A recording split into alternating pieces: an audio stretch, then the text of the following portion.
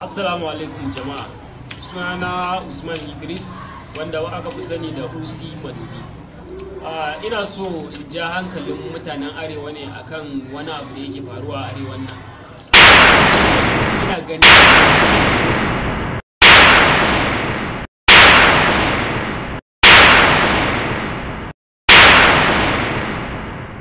ire-iren wayannan channels su ne suke zuwa ba abin da suke yi sai koya mata iskanci, kuma idan ka ce su zo su kawo ma certificate na abin da suke koyarwa ba su koya ba su nuna ma ba, kawai iskanci ne, karuwai ne kawai suke zama saboda su bata tarbiyyar mu. Kuma bari in gaya muku, wallahi mutanen nan contract ne aka ba su saboda su zo su lalata tarbiyyar yan arewa.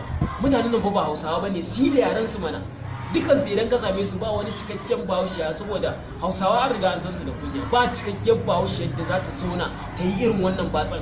Muna da yan iskan gasu nan, akwai su a Sabon Gari, akwai su a gari duk gasu nan. A Kano ba wanda zai ce ba al'umman da ba ta da yan iska, amma ba bahaushe yadda za ta fito media ta dinga nuna nonuwanta tana rabin ciki, ta sa breziya. Wannan shigar da kuke yi shine shigar Hausawa. Wannan iskanci ne, kawai an turo ku ne saboda ku zo ku bata yaran Hausawa. Kuma mun gano manyan mu ya kamata ku dage. Ku idan ba kwa shiga YouTube, mu sana'an mu ce, mu muke shiga. Mutanen nan sun shigo ta wata siga ce saboda su lalata yaran mu.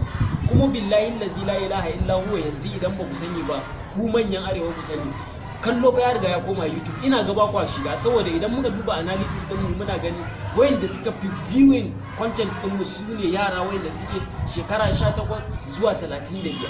Kaga kenan matasa ne. Ku ba kwa yi, ba kwa harkar, shi sa ba ku sani ba. To mu da muka sani ya kamata mu zo mu nuna muku mutanen nan yan iska ne, sun zo su lalata mana tarbiyya ne. Yahudawa ne kawai suka fito ta wata siga. In ba haka ba, yarinya ta ce wai za ta koya ma mutum yadda ake jima'i, maganganun batsa wanda ba su dace ba. Wannan abun bai kamata ba. Saboda haka ya kamata malamai, idan kun ji wannan bayani nawa, dan Allah dan Annabi ku zo ku tsawatar da mutanen nan. Idan kuma akwai yan boko wanda suke tunanin za su iya reporting irin wayannan matan, a yi reporting din su. Ku kuma masu kallon su, ku ne manyan yan iska. Saboda ba yan iska kamar ku, sai ku je ku boye a cikin daki. Nan taro muka je fa, ana kiranta na gami, yaran responsible yaran Hausawa sun ihu. Ya aka yi kuwa santa? Ni a da wajen ma na santa, a wajen na san wannan yarinya.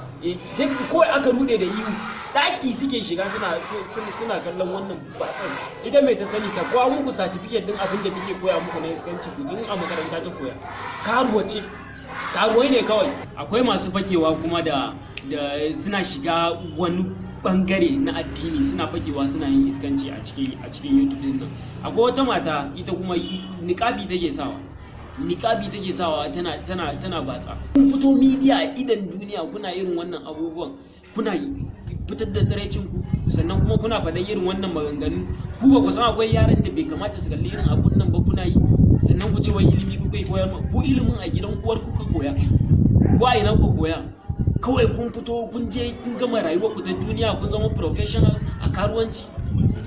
Sannan ku zo ku ce za ku koya mutane, ba zai taɓa yiwuwa ba. Ni dai na gani kuma na zo na faɗa. Sannan kuma ku ragowar masu YouTube channels wanda kuke tunanin kuna samun kuɗi a YouTube, idan ba ku fito kun tsawatar akan wannan abun ba ku zo kun aika sako, manyan mu sun gani ba, sun tsaya mu da kwarkwatan mu, to wallahi tarbiyyar yaran mu dai matasa ne mu ma, sannan kuma muna so mu aura. Za ku yi ta auren yan iska. Wayannan mutanen da suka fito, ina gaya muku contract aka ba su zo su lalata yaran Hausawa.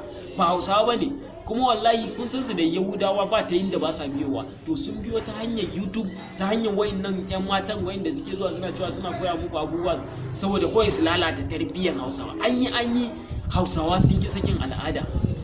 To shi ba Yahude fa, duk wata hanya da zai bi ya lalata tarbiyyar mu. Ni na san wayanda suke funding din wayannan matan.